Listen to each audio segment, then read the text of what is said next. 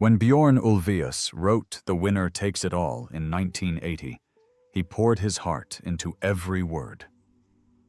But what most people don't know is the cruel twist that came next. He made his ex-wife Agnetha sing those painful lyrics about their failed marriage. She called it one of the hardest moments of her life. Standing in that studio, singing her ex-husband's words about heartbreak and loss. But this wasn't even the worst part of their story. The real nightmare happened years before, and Bjorn kept quiet until now. Bjorn Ulvaeus was born on April 25, 1945, in Gothenburg, Sweden, right as World War II was ending. His parents, Aina and Erik, lived a simple life. Erik worked at a paper mill. Their apartment was small, with shared toilets, and Sweden was still under rationing until 1951. Even so, Bjorn was already humming melodies by age 5. He didn't have much, but he listened closely to radio songs and remembered every tune. Sweden's economy was growing fast, yet many families like his still struggled. Gothenburg was full of shipyards and heavy work, and it shaped how young Bjorn saw the world. He learned early what effort meant. In 1951, when Bjorn was 6, the family moved to a quiet coastal town called Västervik. It was far from big cities. Winters were freezing. Life slowed down there. But in 1956, something changed. Bjorn got a small guitar from his cousin that Christmas. He was only 11, but he practiced for hours, copying songs he heard on the radio. He loved the raw sound of skiffle music, especially after hearing Rock Island Line in 1955. At night, he would be alone in his room, plucking strings and dreaming. Västervik had only 20,000 people, but those long, quiet nights helped him fall in love with music. In 1957, at just 12, he built his own amplifier out of spare parts. He wasn't just playing, he was creating. But school was hard. Around 1952, he started at the local grammar school, and the teasing began. Bjorn wasn't into like most boys. While others played soccer, he listened to Elvis. He was shy and quiet, and that made him an easy target. By age 10, he was finding comfort in smuggled American rock records. Sweden barely had record players. Only 15% of homes owned one. But Bjorn found a way to listen. Rock Around the Clock played in his ears while classmates mocked him. The more they laughed, the more he escaped into music. He even tuned into Radio Luxembourg late at night, hiding under his covers. By 1957, he had already started forming music groups in secret.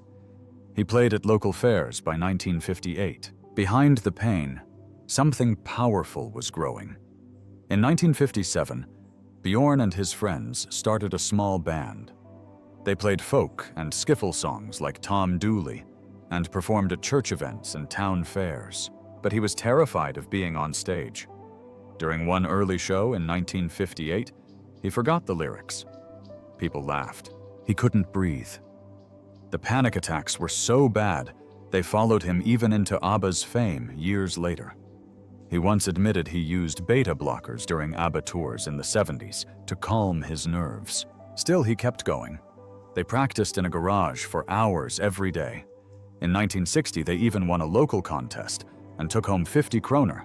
That was a huge moment for a boy who used to cry after school. Then came the moment that changed everything. In 1963, when he was 18, Bjorn joined the West Bay Singers after winning a national radio contest. That same year, they changed their name to the Hootenanny Singers. They focused on Swedish folk music, not the British pop wave that was taking over. On October 26, 1963, they performed a song called Jag väntar vid min Mila on a TV show that was watched by millions. It was their first big break. By 1964, they had signed with Polar Music, and Bjorn was touring across Sweden in a beat-up van. That summer, they played 168 shows in parks and open fields. Their album, also called Hootenanny Singers, did well, despite competing with the Beatles and Stones. Their choice to sing in Swedish, not English, made them stand out. It was during this time that Bjorn met Benny Andersson, the man who would change his life forever. But while the music was growing, Bjorn was also trying to study business and law at Lund University. He enrolled in 1964, the same year their album came out. He barely attended class. By 1966, he was on academic probation. He was on the road all the time, performing in small towns, earning 500 kroner per show. He was living two lives, one in lecture halls, the other on smoky stages. He later admitted he remembers little of this period because of a memory condition revealed in 2009. Still, this chaotic time gave birth to his first big hit. In 1966, their song Gabriel, based on a Russian tune, climbed to #1 in Sweden. It stayed on Svensktoppen for weeks and hit #5 on Kvällstoppen. But it sparked a controversy. Russian media accused them of stealing the song. Even so, it was released in 6 languages, including German and Finnish. It didn't chart overseas, but Bjorn was now a known name in Sweden. That same year, he and Benny Andersson started writing songs together. Their first attempt, isn't it easy to say, was recorded by the Hep Stars, but failed to make it to Eurovision in 1969. Yet something powerful had started. Bjorn and Benny wrote together constantly. In 1968, they created Ljuva sextiotal, a cheeky song about the 60s, sung by Brita Borg. They often worked while traveling, sometimes even riding in cars during long road trips.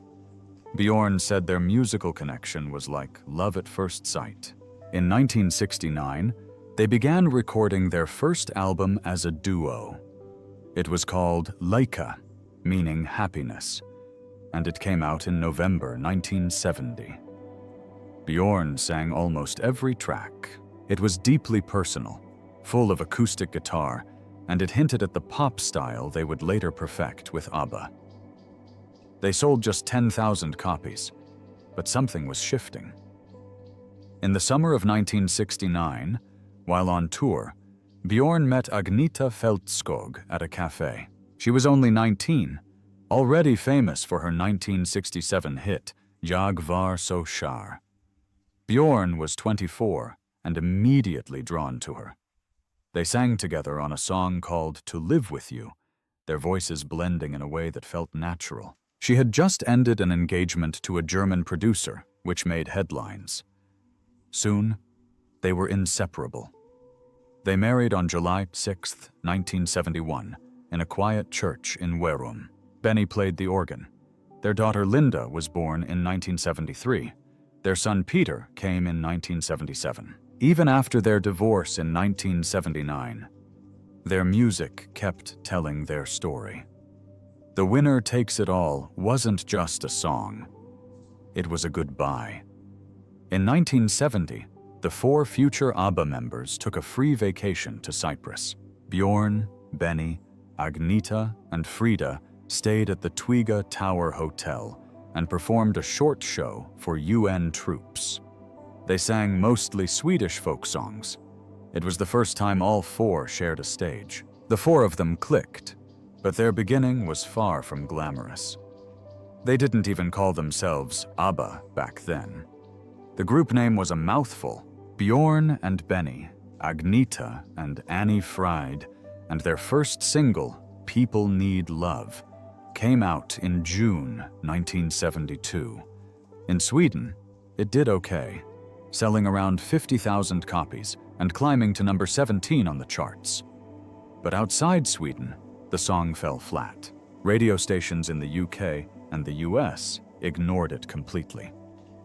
Critics mocked their sound, saying the harmonies felt too raw, the production too amateur, and the vibe too European. For a moment, it looked like the dream was over before it even started. They were juggling solo gigs just to stay afloat. Bjorn would later admit that the rejection cut deep, but instead of quitting, they doubled down. That failure in 1972 became the push they needed to sharpen every note, every word, every detail. By 1973, Bjorn was pushing hard for a name change. The long group name didn't stick in people's minds, and he came up with something simple. ABBA. It was just their initials, arranged into a neat little palindrome. Agnetha, Bjorn, Benny, Annie Fried. But in Sweden, that name already belonged to a canned fish company founded back in 1838. People laughed at the idea. A pop group named after herring?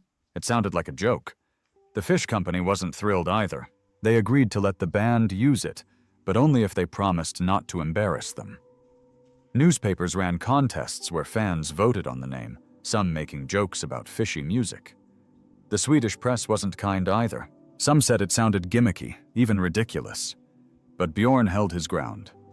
He ignored the mockery, got the trademark, and in the end, what sounded silly in 1973 became one of the most iconic names in music history. That same year, tensions exploded inside the studio during the recording of Ring Ring. Sessions started on January 10th at Metronome Studio in Stockholm. Bjorn took control of production, trying something new. He wanted to layer sounds like Phil Spector's wall of sound, tape speed tricks, multiple overdubs, raw textures no one in Sweden had tried before. But their manager Stig Andersson wasn't happy. He wanted clean, polished hits, not sonic experiments.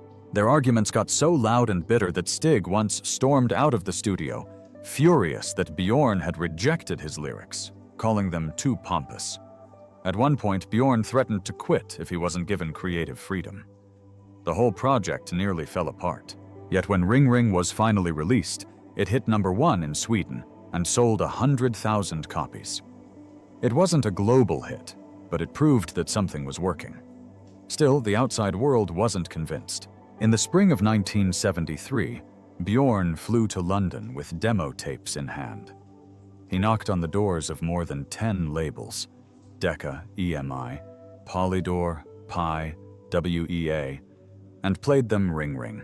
Most executives smiled politely, then told him it was too European, too soft, too kitschy. One even laughed in his face, saying this kind of music would never sell outside Scandinavia.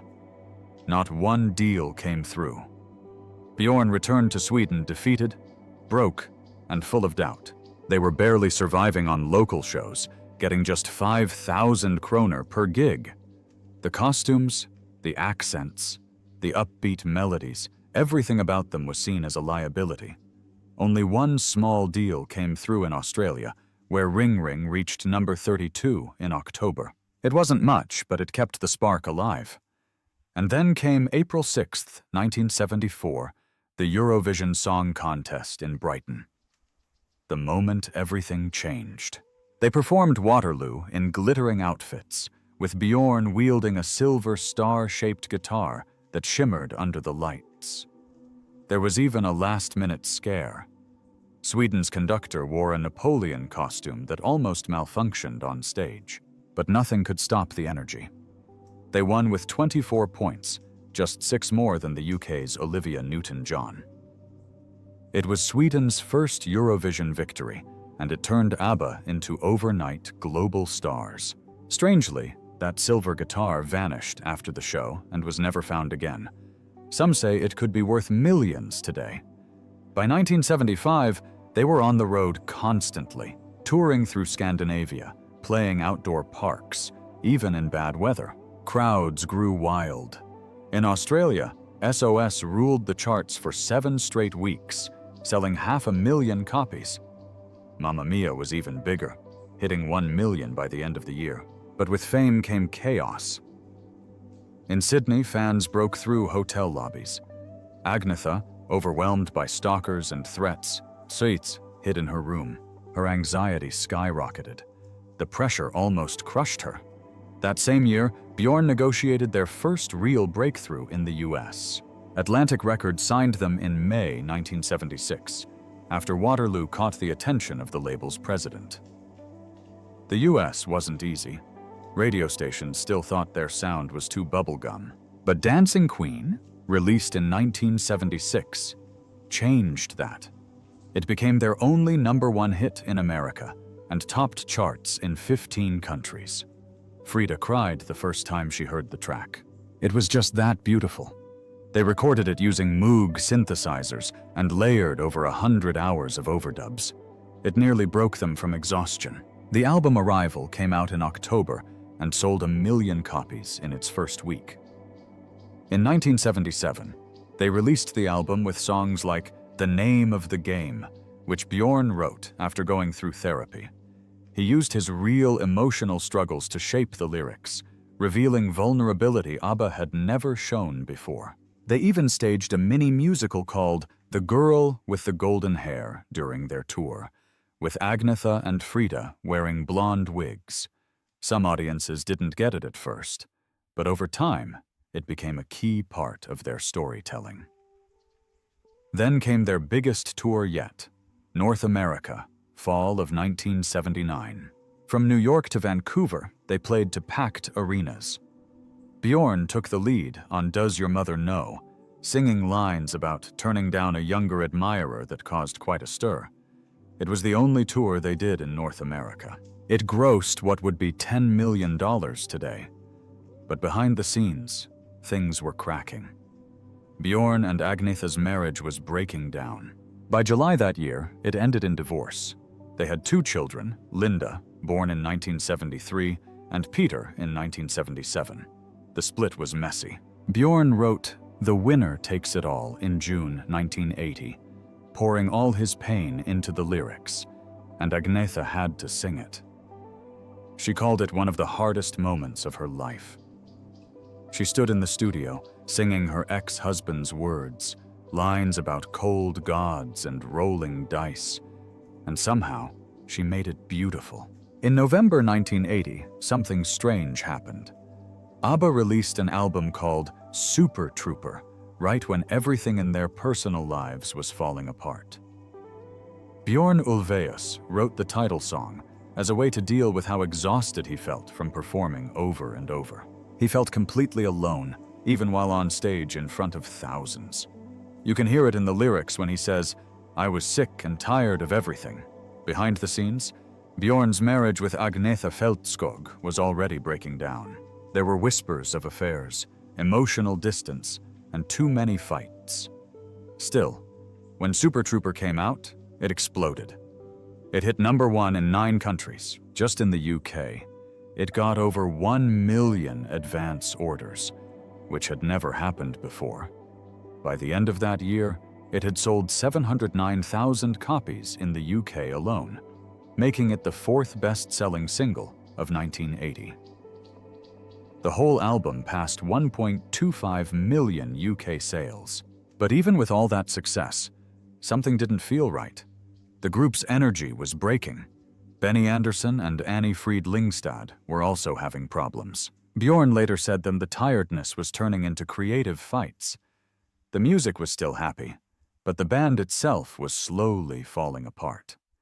Then, in November 1981, they released another album called The Visitors. But this one felt completely different. It was darker, more serious. Bjorn's lyrics now talked openly about divorce, pain, and loneliness.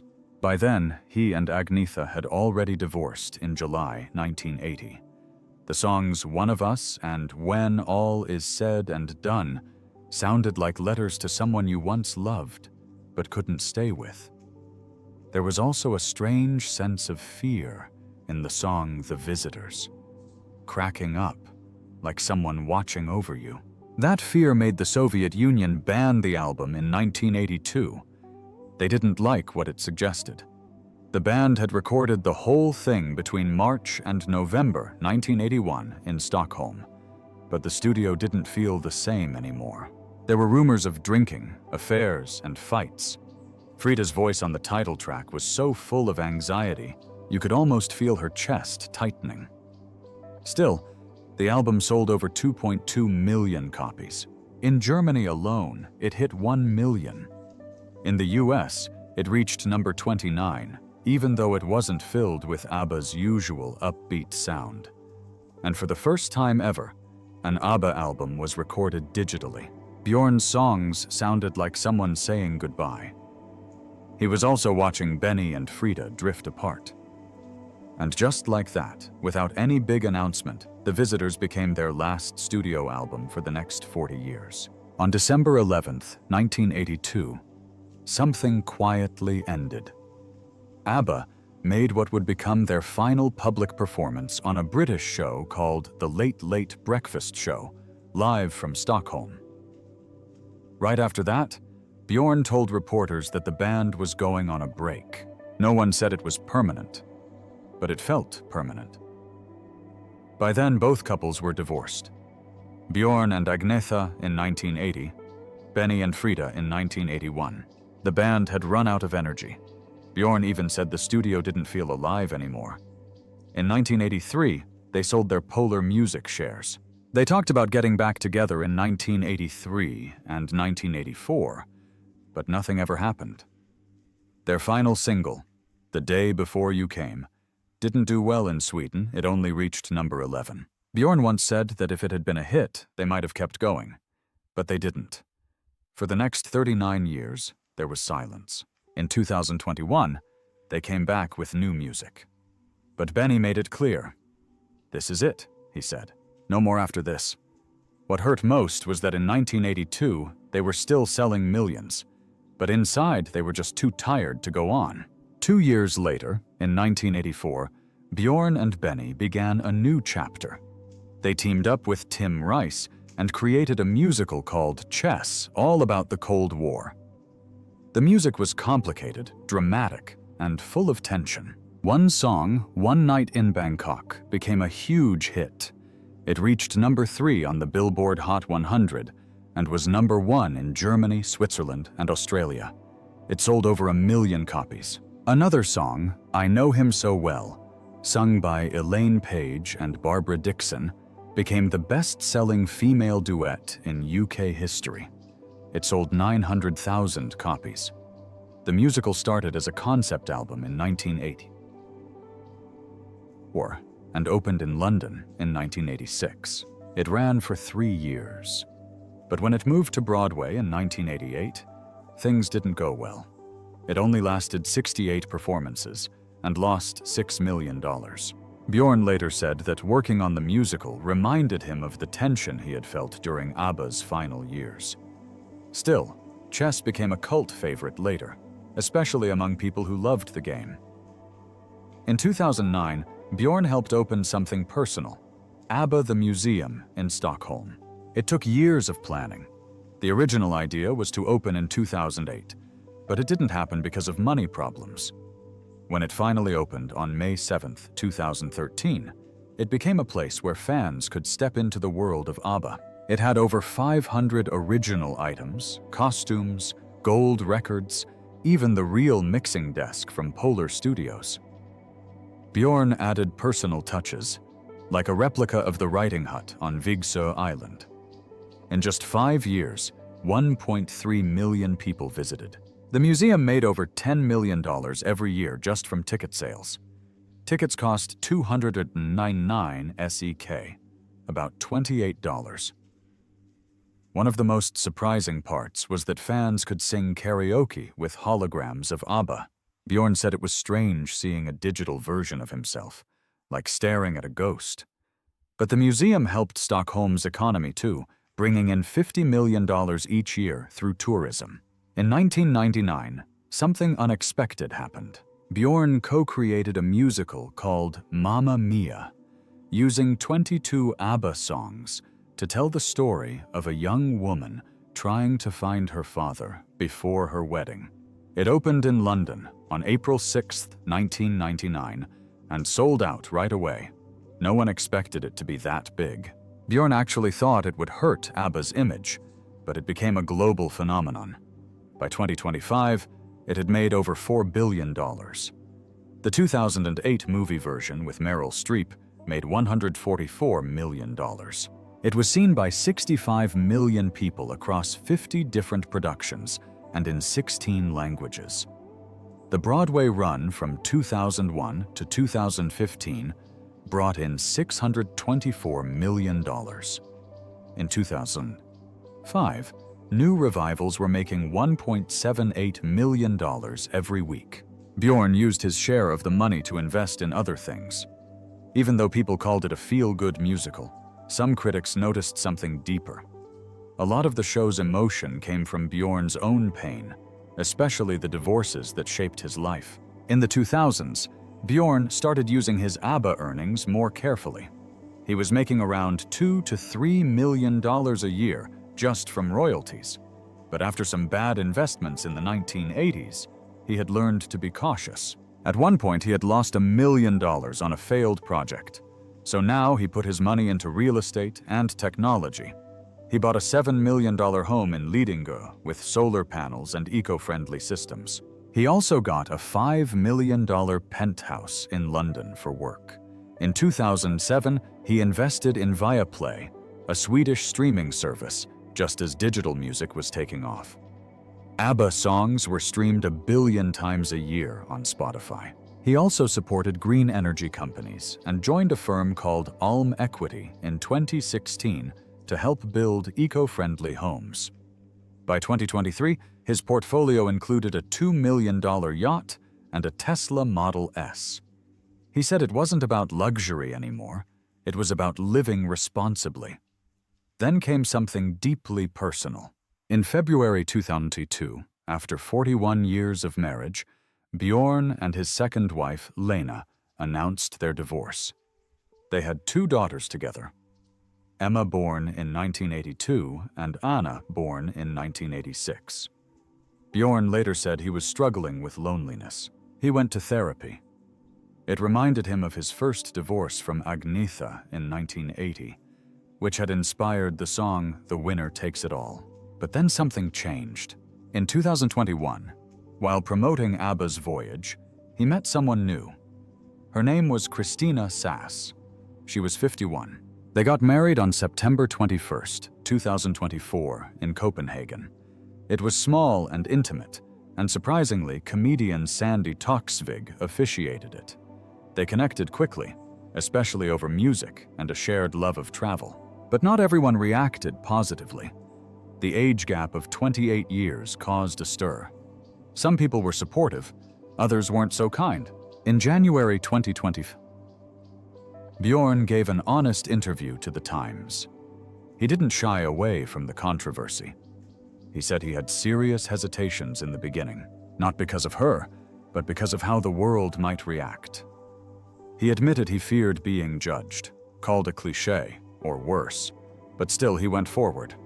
He said this wasn't just another relationship. It was the happiest he had ever been.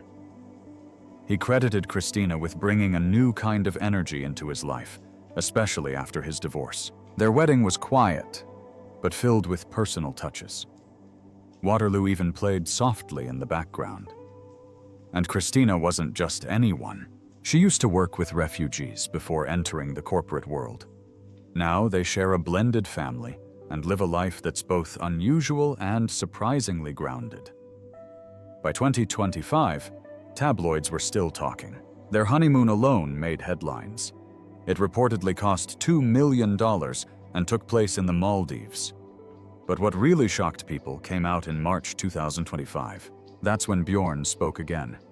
This time, he revealed something more personal. He said the age gap hadn't just been a public problem. It had been a private one, too. He had struggled deeply. In 2023, he even went to therapy. He confessed he had serious insecurities about aging. He feared Christina would eventually leave him. But she didn't, she reassured him. And slowly those doubts faded. He talked about a cruise they took to Antarctica in 2024, calling it one of the most beautiful moments of his life.